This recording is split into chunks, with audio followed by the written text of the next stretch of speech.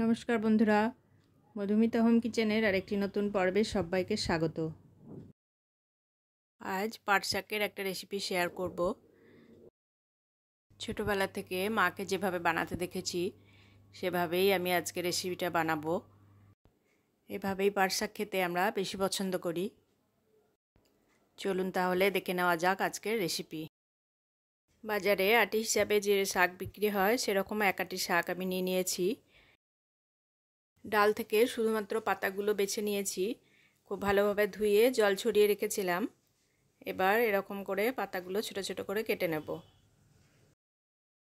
অন্যান্য যেসব শাক আমরা খেয়ে থাকি অনেকেই সে তার গুণাগুণ সম্পর্কে জানি, কিন্তু পাট শাকের কী কী উপকারিতা রয়েছে আমরা অনেকেই জানি না। বর্তমানে অনেকেই হাড়ের সমস্যায় ভোগেন। এর কারণ হলো ক্যালসিয়াম ও ম্যাগনেসিয়ামের অভাব। পাট শাকে পর্যাপ্ত পরিমাণে ক্যালসিয়াম ও ম্যাগনেসিয়াম রয়েছে। নিয়মিত পাট শাক খেলে হাড় ভালো থাকে।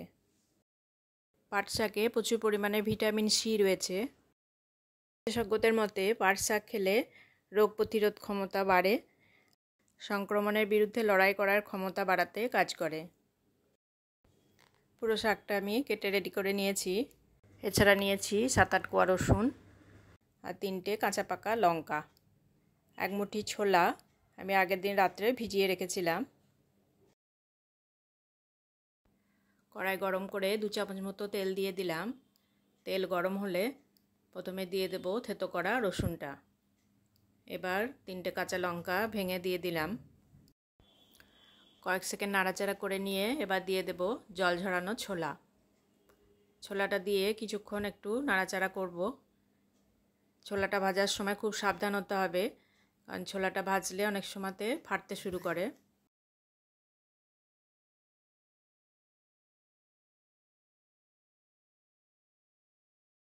এবার পাট শাকটা দিয়ে দিলাম।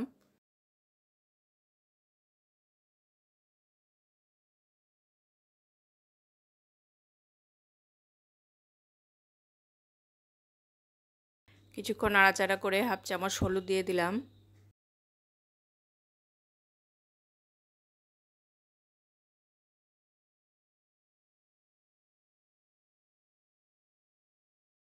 এক দু মিনিট মতো এবার নাড়াচাড়া করে নেব। ভাজতে ভাজতেই দেখুন শাকটা একদম কমে আসবে।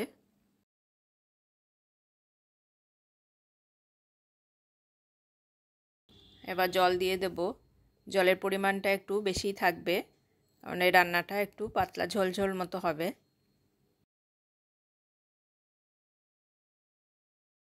জল ফুটতে শুরু করলে এবার আঁচটা কমিয়ে ঢাকা দিয়ে দেব।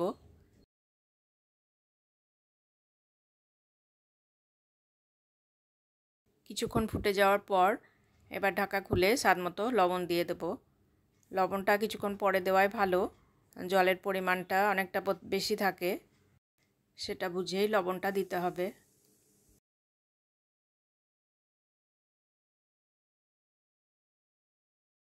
আবার ঢাকা দিয়ে কম আঁচে রান্না করে নেব যতক্ষণ না শাক এবং ছোলা সিদ্ধ হয়ে যাচ্ছে এবং জলের পরিমাণটাও বেশ কিছুটা কমে আসছে। ঢাকা খুলে কিছুক্ষণ হাই ফ্লেমে ফুটিয়ে নিয়েছি।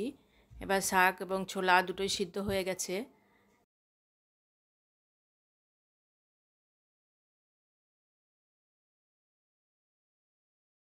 দেখুন ঝোল এবার অনেকটাই কমে এসেছে। এবার নামিয়ে ঠান্ডা করে নেব।